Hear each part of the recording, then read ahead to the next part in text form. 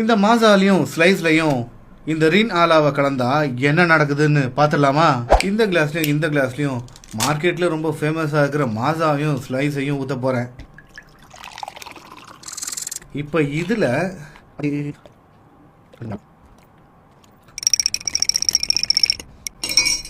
எப்படி மாறிடுச்சு பார்த்தீங்களா? இது மாசா, இது ஸ்லைஸு. இது ரெண்டும் ஏதோ அரிசி வடித்த கஞ்சி தண்ணி மாதிரியே இருக்குல்ல? அதே இது ஒரிஜினல். இதே டைரக்ட் மேங்கோவிலேருந்து கிடச்சது. ஆளாக போடுவோமே, என்ன தான் நடக்குதுன்னு பார்ப்போம். இருங்க, இதில் 2 மூடி ஊற்றிருக்கேன், இதில் 6 மூடி ஊற்றிருக்கேன். வீட்டில் நாம் போட்ட மேங்கோ ஜூஸில் 6 மூடி போட்டும் கலர் மாறவே இல்லை.